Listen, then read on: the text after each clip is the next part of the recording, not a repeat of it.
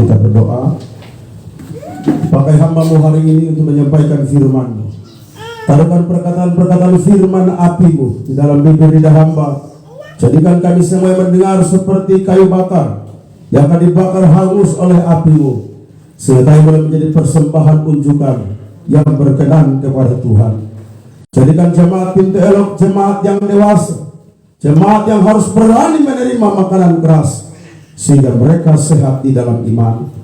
Terima kasih Tuhan, karena masa-masa yang kami jalani mulai saat ini adalah masa-masa yang akan menjadi masa yang sukar dan sulit, dan membutuhkan iman yang tahan banting, sehingga kami dapat keluar sebagai pemenang-pemenang di jalan kemenangan Kristus. Terima kasih ya Allah, berfirmanlah. Demi Yesus Kristus hamba berdoa. Amin. Silakan kembali jemaat yang diberkati oleh Tuhan. Shalom. Selamat tahun baru untuk kita semua. Selamat berjumpa kembali dalam kasih Kristus. Kurang lebih 10 hari kita tidak bertemu. Mulai dari tanggal 21 Desember saya tinggalkan kota Kupang menuju Surabaya, Pontianak, Sintang, Ketungau Hilir, terus Sekadau. Dan luar biasa, perjalanan yang cukup melelahkan. Dari Sekadau menuju Pontianak itu seperti dari Kupang menuju Atambua. Kami berangkat jam 10 pagi, tiba jam 10 malam, dengan jalan yang memang begitu luar biasa, mengerikan. Tetapi oleh anugerah Tuhan kita bisa bertemu kembali pada pagi hari ini. Jemaat yang kekasih, tema khotbah saya hari ini adalah janji Tuhan untuk tahun 2023 bagi jemaat Tuhan. Dari firman yang sudah kita bacakan, isu yang sudah kita dengar, ada informasi yang sudah santer di seluruh dunia termasuk Indonesia, adalah bahwa tahun 2023 adalah tahun kesesatan, tahun paceklik secara ekonomi, secara global.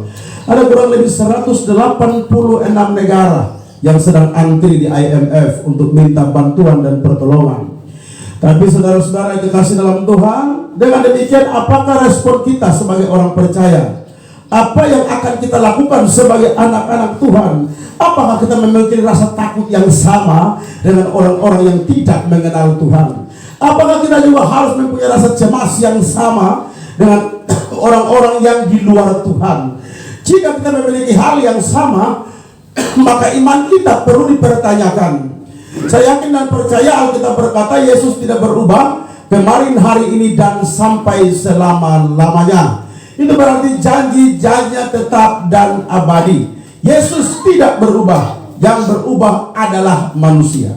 Yesus maha tahu. Yang manusia itu hanya sok tahu. Coba bilang orang di sebelah saudara, Yesus tidak berubah. Yesus tidak berubah. Kamu yang kadang-kadang berubah. Yesus maha tahu. Yesus maha tahu. Kadang-kadang lu dan beta yang sok tahu. Sehingga kita sepertinya tidak mengalami berkat Tuhan, sepertinya tidak mengalami jamahan Tuhan, lalu kita mulai menyalahkan Tuhan. Saya punya lagu di album yang kedua berjudul Bertanyalah Kepada Yesus. Salahkan ini, salahkan itu, setelah di cross check ternyata salah sendiri. Nah, ini yang perlu kita perhatikan dengan baik. Ibrani 13 secara lengkap kita lihat dalam ayat 1 sampai dengan ayat 25. Itu sangat lengkap. Janji Tuhan untuk umat Tuhan di tahun 2023. Menarik untuk disimak ayat 5 sampai dengan ayat 6. Janji Tuhan untuk dua hal. Dia berkata, aku sekali-kali tidak akan membiarkan kamu. Aku sekali-kali tidak akan meninggalkan kamu. Perhatikan baik. Dia tidak kasih biar kita, dia juga tidak kasih tinggal kita.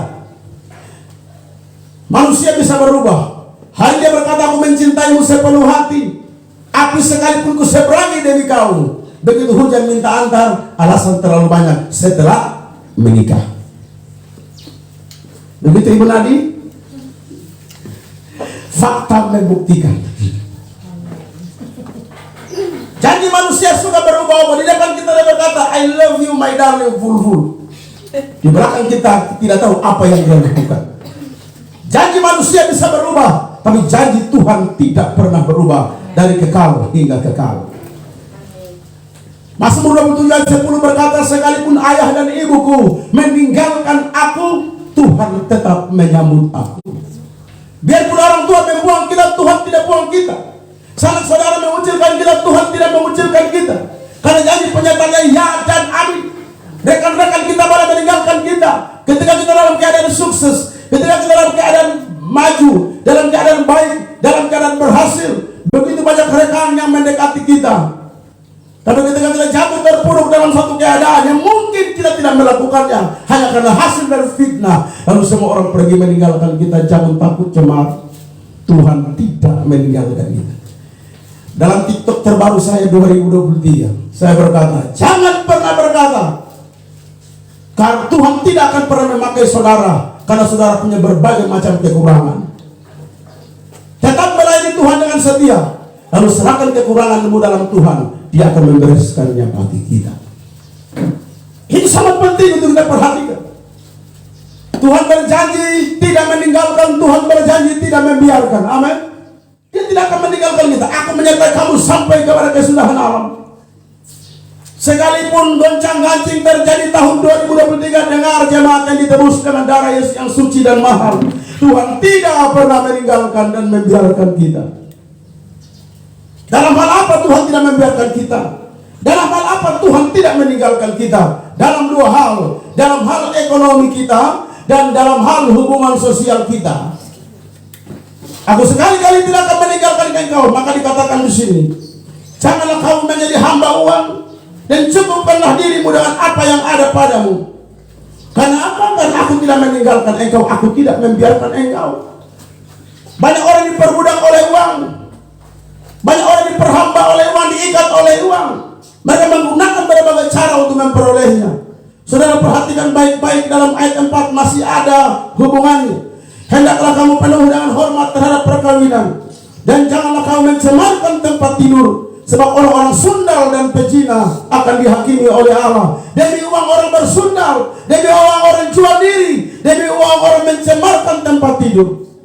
Saudara-saudara, kalau saudara begitu baik mengikuti apa yang ada di media sosial, apa yang di serial televisi, dari berbagai hal, ada berita-berita yang kita lihat, ketika suami istri sudah diikat dengan pernikahan kudus oleh Tuhan, tetapi oleh karena terlilit uang, suaminya tidak mampu mencari uang, lalu kemudian dia menjual istrinya, dia mencemparkan tempat tidur, dia menyewa laki-laki lain, tidur dan bercinta dengan istrinya dalam kamar, sedangkan dia duduk di halaman rumah, lalu menghayal segepok uang yang akan diterimanya. Yang sudah diikat dalam pernikahan kudus, tempat tidur itu adalah kudus. Tetapi karena uang, orang rela menjual tempat tidur. Demi uang, karena merasa tidak puas dengan suami punya gaji, suami punya pendapatan, akhirnya berselingkuh, bersondal dan berlacur di luar untuk mendapatkan uang. Dan ini yang dikecam oleh Tuhan. Dan inilah yang terjadi di akhir zaman. Roma pasal 2 berkata, dosa mengikat manusia sehingga mereka tidak mengkuduskan tempat tidur. Mereka tidak lagi melihat Tuhan dan mensyukurinya. Mereka tidak lagi menghargai apa yang diciptakan oleh Allah dalam normal. Mereka mulai menciptakan hubungan-hubungan yang tidak normal. Laki-laki suka kepada laki-laki, perempuan suka kepada perempuan. Bahkan ada gereja palsu yang sudah mulai menikahkan laki-laki dengan laki-laki, perempuan dengan perempuan. Karena apa? Hanya demi uang. Saya harus mengingatkan jemaat Pintu Elok, mulai dari kecil saya mau tanam fondasi yang kokoh, fondasi iman yang benar. Tuhan mengajarkan kita jangan hanya karena uang selingkuh. Melihat laki-laki suaminya kurang pas, dia lihat laki-laki muda punya mobil Avanza, lalu kemudian bikin kaca gelap, lalu tulis di situ bahugel. Tahu hugel? Hubungan gelap. Itu istilah keren di Manado. Hanya demi uang. Orang bisa jual suaminya, bisa jual istrinya, bisa jual anaknya, bisa jual dirinya ke rumah-rumah persundalan, rumah-rumah pelacuran, hanya untuk mendapatkan uang. Tuhan ingatkan kita, jangan beri dirimu diperbudak oleh uang. Amin. Bilang orang di sebelah saudara, jangan mau diperbudak oleh uang. Seberapa punya suamimu, antar pulang ke rumah, ucaplah syukur atasnya. Jika suami mulai main-main, dia boleh bagi 2 uang dengan janda di sebelah, berdoa supaya Tuhan kancing di mulut. mengucap syukur dengan apa yang ada, maka Tuhan akan melipat gandakan itu. 5 roti 2 ekor ikan, Yesus mengucap syukur atasnya. Dimakan kurang lebih 15.000 orang, sisa 12 bakul. Amin. Bukankah itu mujizat? Dan kalau seandainya pada saat Yesus bikin seperti itu, hadir orang NTT, orang Manado, orang Batak, maka tidak ada sejarah sisa 12 bakul. Karena dong waktu makan tuh bawa kantong plastik memang. Sehingga begitu habis semua 12 bakul, tidak ada sisa lagi, dan bungkus bawa pulang. Tapi bersyukurlah untuk 3 suku ini tidak hadir pada saat itu. Kita melihat mujizat-mujizat. Tadi pagi saya bercakap-cakap dengan istri saya bilang sebenarnya hidup ini adalah mujizat. Kalau kita lihat dari hari ke hari kita hidup dengan mujizat. Hanya karena kita tidak mau mengaku itu. Karena pakai daging yang kita melebihi, sehingga kita kurang pegang terhadap Tuhan yang berkata, aku sekali-kali tidak akan meninggalkan engkau. Aku sekali-kali tidak akan membiarkan engkau. Jangan beri dirimu diperbudak oleh uang. Uang menyebabkan orang tidak mau ke gereja. Orang hanya mengejar rupiah sampai hari Tuhan pun dikorupsi. Tapi kalau nonton Argentina, orang lari dulu berjam-jam. Prancis kalah. Orang mulai olok Ronaldo, dia kalah maka dia pindah ke Arab. Hal-hal dunia, saya tidak berkata hobi saudara salah. Jangan salah mengerti dengan saya. Saudara punya hobi nonton bola, tidak masalah. Hobi mancing, tidak masalah. Hobi apa lagi? Olahraga dari jam 6 pagi sampai jam 6 pagi, tidak masalah. Tapi jangan biarkan hobimu itu merampas haknya Tuhan, waktunya Tuhan. Itu penting. Datang ke gereja baru mengantuk, datang saja. Supaya dengan pendeta khotbah suara kencang bagaimana saudara tidak akan bisa mengantuk. Kan dikit-dikit kan saya berteriak, saudara, langsung balik dari kursi. Iya. Jadi jangan biarkan nih orang nonton bola sampai jam-jam, kan mereka judi bola. Taruhan. Ada yang taruhan mobil. Ada yang mobil satu-satunya dia jadi taruhan, dia kalah sampai stres. Ada yang begitu fans berat, dia berkata kalau Argentina menang, saya akan guling-guling di dalam air laut dari ujung ke ujung. Betul. Begitu Argentina menang, orang bawa dia guling-guling di laut. Dia bilang sudah gue besok sanggup lagi, lo injak-injak. Kenapa? Untuk hal-hal itu kita bisa radikal, kita bisa sebegitu semangatnya. Kenapa? Tuhan yang menentukan jalan hidup dan matimu. Tuhan yang menentukan masuk surga atau neraka. Kenapa tidak ada rasa takut sedikit kita, rasa hormat sedikit kita kepada Tuhan? Takut miskin, takut tidak bisa makan dan minum. Percayalah, Tuhan yang berkata, aku tidak meninggalkan, aku tidak membiarkan. Jangan beri dirimu diperhamba oleh uang. Jangan khawatir akan makan minum pakai kita. Burung di udara dia pelihara, kepada darah diberikan keindahan. Apalagi kita umat ciptaan yang cipta segambar serupa dengan Tuhan Allah, begitu agung, begitu mulia. Tuhan perhatikan kita. Mungkin orang tua tidak memperhatikan kita, saudara tidak perhatikan ketika saudara mempunyai kebutuhan datang kepada saudara minta bantuan, tidak ada juga yang menolak sedikit kepada kamu, malah mereka memberikan respon yang muka masam. Dia lagi, minjam lagi. Percayalah Tuhan tidak meninggalkan kamu di tahun 2023. Janji Tuhan di tahun 2023 untuk jemaah Tuhan. Jangan takut akan masalah ekonomi. Tuhan pasti siapkan. Percayalah, yakin itu. Mazmur 3:4 berkata, singa muda boleh merana kelaparan, tetapi orang-orang benar tidak akan kekurangan sesuatu apapun yang baik. Hal-hal yang baik, apapun yang terbaik disiapkan Tuhan untuk kita. Tuhan menciptakan manusia pada hari ke-6 sesudah dia menyiapkan fasilitas hari pertama sampai hari ke-5. Begitu manusia diciptakan jadi orang dewasa, langsung menikmati buah-buahan, biji-bijian, bisa menikmati ikan, bisa menikmati tanaman-tanaman yang sudah Tuhan siapkan. Artinya, kalau Tuhan yang menyiapkan kita hari ini, kalau Tuhan yang sudah mengadakan kita ada hari ini di tengah-tengah dunia, kalau Tuhan mengizinkan kita masuk di tahun 2023 dengan pergumulan, situasi dan keadaan tersendiri, percayalah sebelum masuk 2023, fasilitas terbaik sudah Tuhan siapkan untuk kita. Di tahun 2023, orang mulai berkata paceklik ekonomi global. Tapi saya percaya kita bukan menganggap remeh informasi, tapi kita masih punya Tuhan yang hidup, Tuhan yang mampu memelihara, Tuhan yang menciptakan matahari, Tuhan yang menurunkan hujan, Tuhan yang menciptakan tumbuh-tumbuhan, Tuhan akan menggerakkan segala kekayaan bangsa-bangsa, dihadirkan bagi orang-orang benar. Berikan tepuk tangan dulu buat Tuhan. Ini yang harus ditaruh di dalam hati, jiwa, dan pikiran kita. Jadi hal pertama, jangan khawatir akan masalah ekonomi. Itu janji Tuhan pertama untuk tahun 2023. Janji yang kedua, tidak perlu takut dengan manusia. Tidak perlu takut dengan apa yang dirancang orang terhadap saudara dan saya. Orang merancang baikkah, merancang jahatkah, tidak perlu takut. Kenapa? Karena Tuhan berkata, aku sekali-kali tidak akan membiarkan, aku sekali-kali tidak akan meninggalkan. Sehingga dikatakan di dalam ayat 6, Tuhan adalah penolongku, aku tidak akan takut. Apakah yang dapat dilakukan manusia terhadap aku? Kalau Tuhan menjadi penolong kita, siapa yang mau bangkit dan melawan kita? Kalau Tuhan yang ada di pihak kita, siapa yang berani menghancurkan dan menyatukan kita? Alkitab berkata, kalau Tuhan angkat, tidak ada yang bisa kasih turun. Kalau Tuhan kasih turun, tidak ada yang bisa kasih naik. Kalau Tuhan buka pintu, tak ada yang bisa menutup. Kalau Tuhan menutup, tidak ada yang bisa membukanya. Kalau Tuhan yang mengangkat engkau menjadi kepala, tidak ada yang bisa menurunkan saudara jadi ekor. Manusia boleh merancang. Yusuf berkata, kamu mereka-rekakan yang sia-sia, yang jahat terhadap aku, tapi Allah mereka-rekakan yang baik. Segala rancangan jahat manusia akan diubahkan sebagai berkat pengangkatan Tuhan atas hidup kita. Itu yang harus kita pegang. Siapakah manusia ini?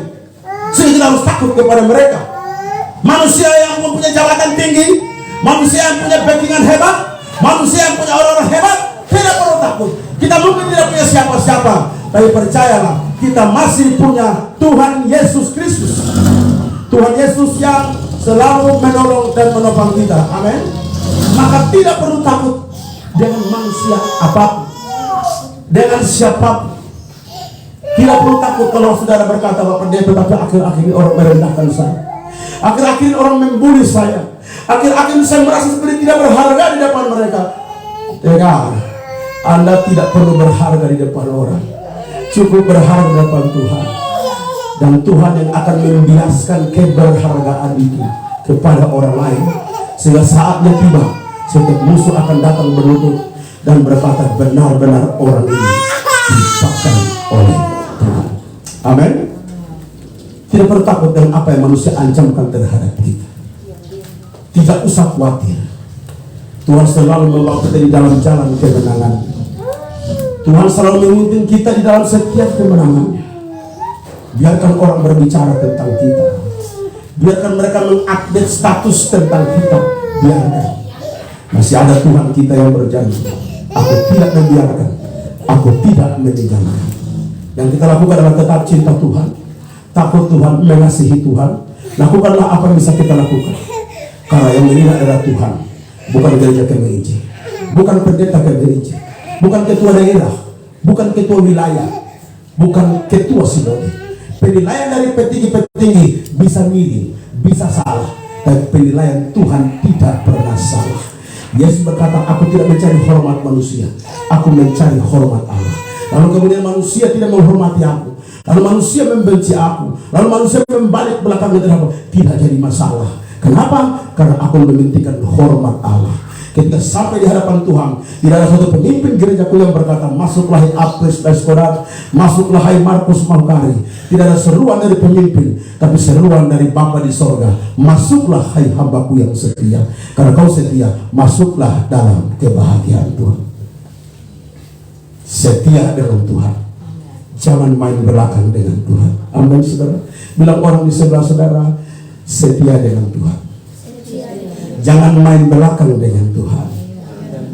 Kau boleh main belakang dengan gembala, kau tidak bisa main belakang dengan Tuhan.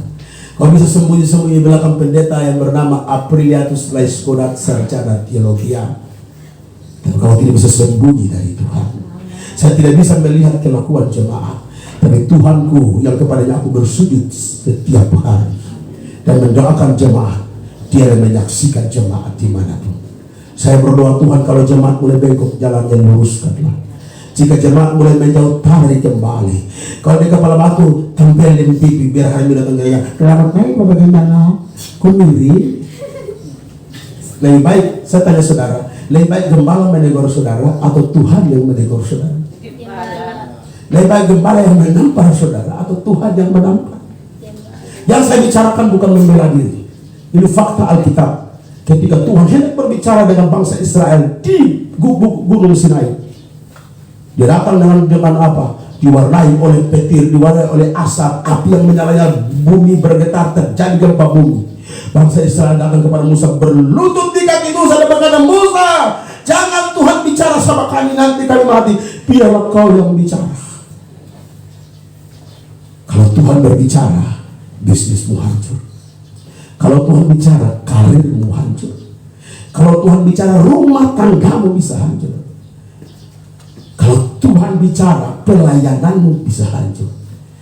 Tapi kalau Tuhan izinkan Musa yang berbicara, kau selamat. Ini bukan ancaman, tapi ini harus saya sampaikan supaya saudara bukan takut saya. Tidak. Kalau saudara takut saya, lebih kembali ke hidup yang lama. Tapi kalau saudara takut sama Tuhan, pancaran Tuhan adalah gembala, adalah pemimpinmu. Sehingga di dalam ayat 13, ayat terakhir, dalam ayat 7, baca sama-sama, 2, 3 mulai. Ingatlah akan pemimpin-pemimpin kamu yang telah sampaikan firman Allah kepadamu. Perhatikanlah hati hidup mereka kepada contoh layan mereka. Ingatlah akan pemimpin-pemimpin kamu yang telah menyampaikan firman. Ingat firman yang disampaikan oleh pemimpin-pemimpin. Yang baik contohi dan teladanlah. Yang tidak baik dibuang jauh-jauh. Jangan lalu berkata, gembala model begitu kita cari gereja. Saudara cari gembala yang sempurna di muka bumi tidak akan ketemu. Mungkin awal saudara ketemu gembala yang baik, bagus orangnya, 3 bulan mulai kelihatan asli dari gembala. Bahkan mungkin Anda akan menyesal, kenapa saya tinggalkan pintu elok ya. Walaupun gembalanya mukanya seram, tapi hatinya baik. Datang ibadah, sebelum ibadah, di luar datang disuguhkan kopi, disuguhkan kue ulang tahun yang bernama kiri-kiri. Walaupun dia seram, tapi dia siapkan kopi, saya minum, kan bagus begitu. Tapi tidak selamanya begitu. Minggu ini saya kasih minum kopi, minggu depan saudara kasih minum saya kopi. Ya, selamat datang Ibu Denis, Tuhan memberkati. Ya, Bapak Denis juga beberapa kali ibadah di sini. Saya berkata bahwa gereja bukanlah yang menyelamatkan. Yang penting hari Minggu gereja. Kami berdoa, kemarin kami berdoa, Tuhan Sabtu dan Minggu tolong hujan dihentikan. Sampai saya bilang, Tuhan, kalau Tuhan berkenan jemaat ibadah besok, hujan kasih berhenti. Tapi kalau memang Tuhan tidak mau jemaat ibadah besok, kasih turun hujan lebat tempat besok. Tuhan kasih pilihan sama saya juga kasih pilihan sama Tuhan. Ternyata bukan saya lebih hebat dari Tuhan, tapi Tuhan lebih hebat dari saya. Tapi saya bersyukur, ternyata Tuhan memahami apa yang ada di hatiku. Kalau Tuhan sudah memahami hatimu, batuk saya dan mengerti. Ya Bapak, ini gila lagi, ini gila di atas saya. Ketika saya ada di Balai Suku Ebenezer, saudara tahu Kalimantan itu kampung sungai, kampung air. Jalan beratus kilo, hujan turun lumpur, dan kalau oto macam Pak Apri punya tidak selamat Pak. Apabila sudah pernah di Kalimantan mungkin, saudara tahu. Di pedalaman yang luar biasa.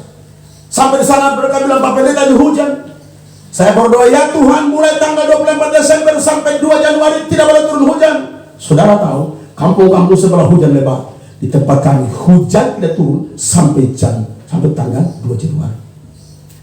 Tanggal 2 Januari saya berdoa, Tuhan, jam 10 saya ke Pontianak. Dan sebelum saya berangkat ke Pontianak, hujan tidak boleh turun. Pas jam 10, saya lagi bersiap-siap, Ibu Gembala berteriak, Pak Pendeta, hujan Pak. Karena itu Allah sudah menunggu di sana.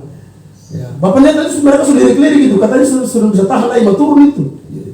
Hujan turun sekilas, Pak Pendeta hujan. Saya keluar dan doanya tidak panjang. Saya keluar dan saya bilang, kesepakatan kita saya ke Pontianak, tolong kembali, saudara. Kembali awan hilang matahari panas. Tepuk tangan dulu buat. Ajaib. Dan orang yang rasional tidak akan menerima apa pernyataan saya. Aku tak peduli, bukan pengalamanmu, itu pengalamanmu. Lalu saya berdoa, Tuhan, saya sampai di Pontianak, baru sore atau besok pagi kasih turun hujan yang paling lebat di atas mimbar saya doa macam begitu. Sampai di Pontianak jam 2 malam, tanggal 2 malam, besok pagi mereka WA, Pak Pendeta kemarin jam 2 sore hujan hajar, terus berhenti sesaat. Lalu tanggal 3 sampai hari ini hujan hajar lebat, angin badai luar biasa. Jemaat menelpon saya, mereka nangis, Pak, Bapak pulang kami merasa hilang, kami merasa kehilangan Bapak, bisakah kembali lagi? Kenapa? Karena aku punya Bapa yang setia. Dia tahu hatiku. Saya jalan bukan bisnis pelayanan. Orang bertanya di Kalimantan, Pak Pendeta, kalau undang Bapak bayar berapa? Di atas mimbar saya bilang, saya tidak pernah memasang tarif dalam setiap pelayanan. Hanya panitia yang bingung mau ngasih berapa. Haleluya. Dan terus saya percaya Tuhan dekat. Saya bilang, Tuhan izinkan hari Minggu panas, ibadah selesai jemaat pulang rumah, baru boleh kasih turun. Tapi di hari Senin ya, saya bilang. Tapi terserah Tuhan. Jadi saudara-saudara, begitu hebat dan dekatnya Tuhan sama kita. Orang tuamu sendiri tidak bisa kasih pertolongan. Kakak adik yang kita andalkan di Kota Kupang tidak bisa menolong kita karena mereka juga punya kebutuhan yang banyak. Kenapa tidak kita lari pada Tuhan sumber segala sesuatu? Saya bergumul berdoa minta tanah gereja. Saudara tahu pergumulan tanah gereja kita. Berapa keringat dan pengorbanan yang kita keluarkan, tapi itu dicatat oleh Tuhan, tidak pernah sia-sia. Berapa kali sebe kumpul batu, berapa kali potong rumput di area tanah gereja, tapi rencana Tuhan lain. Kan sama seperti orang meninggal loh. Kami sayang Yohanes supaya kau sehat-sehat, tapi Tuhan lebih cinta kau daripada kami. Ya Tuhan ambil kembali, lalu menaik status yang tidak beres. Dan jadilah pendoa syafaat bagi kami yang masih berkelana di dunia yang fana ini. Orang Kristen macam apa begitu? Itu orang Kristen yang Kristen-Kristenan, belum punya dasar iman yang kuat. Dan akhirnya Tuhan dengar doa kita. Hari ini kalau Tuhan berkenan, keluarga Tano akan kami kumpulkan, kami bertemu sama-sama. Dan sebentar ibadah saya coba kontak, mudah-mudahan kalau mereka suruh kumpul, Bapak Biro Penjil langsung sama-sama pergi lihat. Tapi belum ada informasi. Ya. Oh begitu Pak, belum ada informasi. View-nya keren. Nanti habis ibadah, model gereja kita ada di dalam kalender, di dalam rumah. Nanti lihat itu doakan. Orang bilang gila, jemaat cuma seberapa, impiannya besar, gila loh. Iman itu bikin kita sampai gila. Iman gila-gilaan menghasilkan mujizat. Bilang orang di sebelah saudara, iman gila-gilaan menghasilkan mujizat. Saya bilang Sandi jadi gembala di Allah, gila loh. Bapak ngomong kayak gitu. Memang kamu bergaul dengan orang yang gila iman, kamu ikut-ikutan gila semua. Amin. Sekarang tidak ada, tapi lihat Tuhan sedang membentuk ke sana. View-nya keren.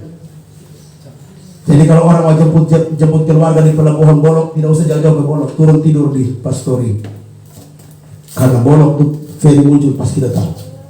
View-nya keren sekali. Karena Tuhan kasih yang terbaik. Maka inilah janji Tuhan untuk saudara dan saya. Di tahun 2023, aku tidak meninggalkan engkau. Aku pun tidak membiarkan engkau. Tundukkan kepala di hadapan Tuhan. Kita berdoa mengucap syukur atas firman Tuhan. Bapa di sorga, kami bersyukur siang hari ini atas rahmat dan anugerah-Mu ya Allah. Firman sudah kami dengarkan Tuhan. Tolong kami Bapa, teguhkan jemaat pintu elok. Janji Tuhan untuk jemaat di tahun 2023 bahwa Tuhan menyertai, Tuhan tidak meninggalkan, Tuhan tidak membiarkan secara ekonomi maupun hubungan dengan sesama. Terima kasih Tuhan. Bila ada konflik-konflik dengan sesama selama ini, maka kita berkata jika jalan seseorang berkenan kepada Allah, maka lawan sekalipun akan didamaikannya. Tuhan juga buktikan untuk jemaat-Mu sore pagi hari ini, dan juga yang menyaksikan secara langsung dimanapun berada, biarlah firman ini menjadi berkat